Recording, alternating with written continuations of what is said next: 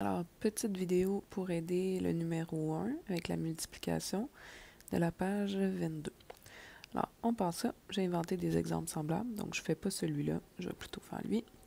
J'ai moins 5 qui multiplie 4x2. Donc, moins 5 fois 4x2, ça donne moins 20x2. Ensuite, je multiplie le moins 5 par 3x. Donc, je vais avoir moins 15x.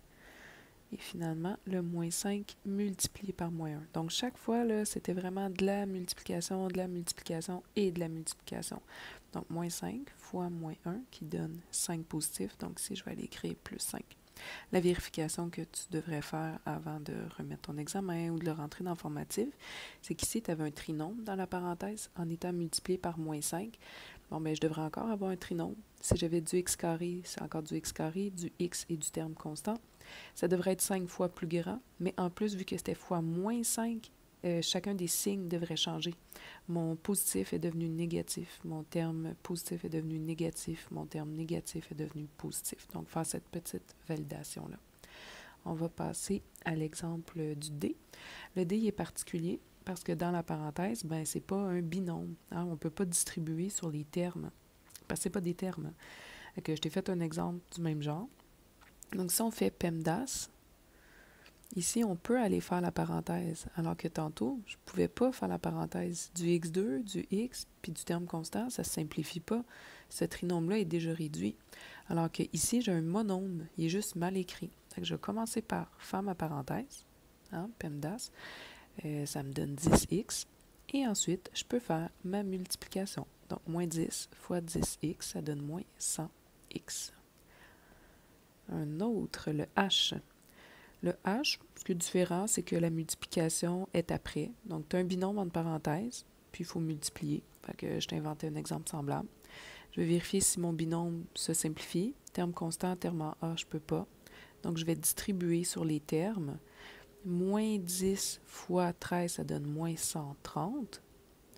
Et moins 10 fois moins 4, moins fois moins donne plus. Le coefficient 40 et ensuite A. Si tu veux bien l'écrire, ton terme du premier degré va en premier, ton terme constant à la fin. Ensuite, on a de la fraction ici. Donc, j'ai un trinôme en x, en y et en terme constant qui est multiplié par moins 2 tiers. Tu peux faire tes calculs dans la marge. Donc, moins 2 tiers fois 33. Bon, 33 et 3 se simplifient, il te reste 11. Ça va donner moins 22.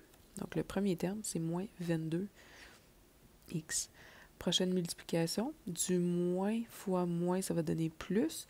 Le 2 tiers fois 3, les 3 simplifient, ça donne 2. Donc, je vais mettre mon 2 et j'oublie pas de réécrire mon y.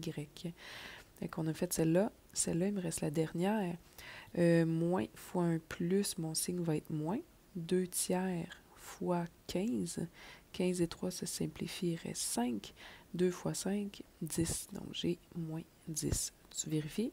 Tu avais un trinôme en x, y, terme constant. X, y, terme constant. On a multiplié par un nombre négatif, donc tu devrais tout changer de signe. Hein? Tu vois, le plus est devenu moins, le moins est devenu plus. J'avais un plus, il est devenu moins. Le reste, c'est de vérifier là, que tu sais bien multiplier des fractions avec un nombre. Le dernier, c'est un peu le même genre, sauf que là, ton binôme en A et en termes constants, il est multiplié par 5,5. Et les coefficients de mes termes étaient déjà des fractions. Fait que ça vaut la peine aussi de s'installer à côté pour faire nos calculs. 5,5 fois 8, 15e. Le 2 et le 8 se simplifient, il reste 4. 15 et 5, il reste 3. Donc ici, on aurait du 4 tiers A. Et pour l'autre multiplication, 5 demi fois 10 55e. 55 et 5 se simplifient, il reste 11. 10 et 2, il reste 5. Donc ça me donnerait 5 onzième plus 5 onzième. Là, mes deux termes étaient positifs, puis ils restent positifs parce que je n'ai pas multiplié par un négatif. Je vais le dézoomer pour ceux qui voudraient juste regarder tout puis faire un petit screenshot.